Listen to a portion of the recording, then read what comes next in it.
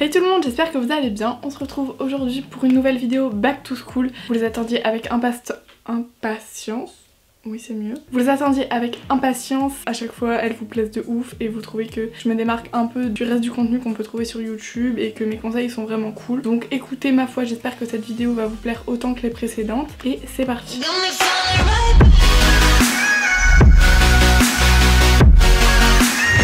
Je vous ai même pas dit pourquoi on était là aujourd'hui. Aujourd'hui, je vais vous montrer comment j'ai pris mes cours tout au long de mes années lycée. Du moins de ma première et ma terminale, parce qu'en seconde, je prenais pas tellement mes cours. C'est pas à faire, hein, vraiment pas. Mais c'est une technique qui a marché pour moi. Après, améliorez-la à votre sauce. Si vous avez d'autres techniques, n'hésitez pas à me le dire dans les commentaires, ça peut servir à d'autres gens. Et c'est parti, j'espère que ça va vous plaire. J'ai essayé de faire une vidéo assez complète. J'en avais déjà parlé un peu de comment je faisais dans ma vidéo comment bien s'organiser au lycée. Si vous l'avez pas vu, je vous la mets en petit i. Et aussi dans ma vidéo sur les fiches, mais on m'avait reproché sur Insta de pas avoir bien montré, etc.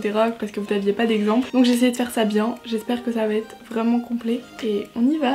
Alors il faut savoir que mes cours, quelle que soit la matière, je les prenais de la même manière. C'était pareil pour toutes les matières, histoire, maths, anglais, espagnol.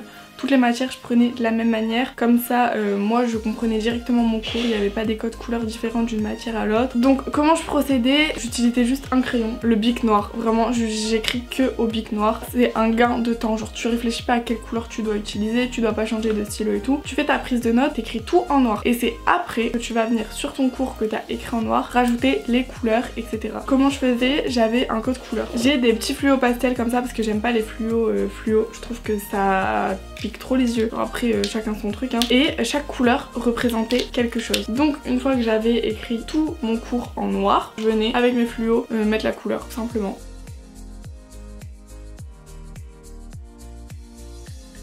Par exemple, le grand titre du chapitre, de la leçon, du cours, de ce que vous voulez, c'était du violet. Je sais pas, en fait, les couleurs me paraissaient logiques. Après, les grandes parties, etc., je les mettais en rose. Tout ce qui était sous-partie et éléments importants à surligner, je les mettais en jaune. Les définitions, c'était en vert et les exemples en bleu. Vous pouvez le voir sur l'exemple que je vous ai fait, j'essaye au maximum d'aérer mes cours, de passer des lignes, etc. pour que ce soit moins bloc et que ce soit plus agréable à relire et à revenir derrière parce que sinon c'est vraiment trop chiant quand on a des gros blocs, ça donne pas envie, tu te dis punaise je vais jamais m'en sortir. Alors que quand tu passes des lignes, etc. c'est plus aéré, c'est plus agréable et voilà, moi je préfère. Pour ce qui est de la prise de notes, je prenais donc tous mes cours, etc. Donc c'était souvent dicté ou alors c'était vraiment prise de notes. C'est à vous de voir, les profs, peut-être ils vous donneront des cours à recopier, ça dépend des profs, des matières, des trucs. Bref, il y a plein de trucs de ça dépend, donc je peux pas exactement vous dire. Mais je prenais tout mon cours, j'utilisais des abréviations pour aller au plus vite. J'utilise au max d'abréviations. Il y en existe plein, je peux pas vous les donner, faut trouver les vôtres parce que sinon vous arrivez pas à les retenir tant que c'est pas les vôtres. Parce que le but aussi c'est de faire des abréviations, mais c'est aussi de savoir se relire derrière, sinon ça sert à rien. Et une fois que vous avez écrit tout votre cours, vous revenez dessus et vous mettez en couleur juste les éléments importants. Faut pas tout fluoter, faut apprendre à faire des priorités, etc. En fait moi ce que je me disais c'est que c'était les éléments en couleur, c'était les éléments que je devais obligatoirement connaître. Au moins j'ouvrais mon cours et je savais si je connaissais pas les éléments en couleur, c'est que je le connaissais pas mon cours et ça allait beaucoup plus vite. Quelque chose que j'ai oublié de mettre ici mais que je vous conseille aussi de faire, c'est de noter en haut à gauche dans la marge la date, comme ça vous pouvez ranger après vos cours par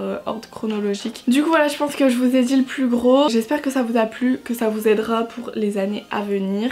Dites-moi vous passez en quelle classe, dans les commentaires ça m'intéresse. S'il y a d'autres vidéos back to school que vous voulez voir sur ma chaîne, n'hésitez pas à me demander. Regardez juste si je les ai pas déjà faites parce qu'il y en a déjà plusieurs qui d'ailleurs vous plaisent pas mal, ça fait trop plaisir. J'invite aussi à voir les autres vidéos qu'il y a sur ma chaîne parce qu'il y a des vidéos, j'ai pas mal bossé dessus, je les trouve cool mais elles sont moins vues que les vidéos back to school alors qu'il y a plus de travail dessus et qu'en plus ceux qui les voient ils les kiffent, donc je pense que c'est juste qu'elles sont mal référencées, je sais pas trop, mais en tout cas elles sont cool, donc n'hésite pas à aller la voir et à me dire ce que t'en penses dans les commentaires, etc. J'adore avoir des retours. N'hésite pas non plus à me rejoindre sur les réseaux sociaux, je vous fais souvent des petites FAQ où je réponds à vos questions comme ça sur Insta et tout, et ça vous plaît beaucoup, je réponds aussi aux DM et tout. Tu peux aussi t'abonner, activer la petite cloche, ça fait toujours plaisir, au moins t'as la notification, même s'il y a la moitié des gens qui reçoivent pas les notifications alors qu'ils ont mis la cloche, je comprends pas, c'est un peu le bazar en ce moment. Bref, je vous souhaite à tous une bonne rentrée, on se reverra d'ici là, mais si jamais vous voyez plus ma petite tête d'ici là, bonne rentrée, stressez pas, ça va aller, vous verrez, tout va bien se passer, que vous passiez au collège ou au lycée, tranquille, le lycée vous verrez c'est cool. Certes il faut charbonner, surtout en première et en terminale, mais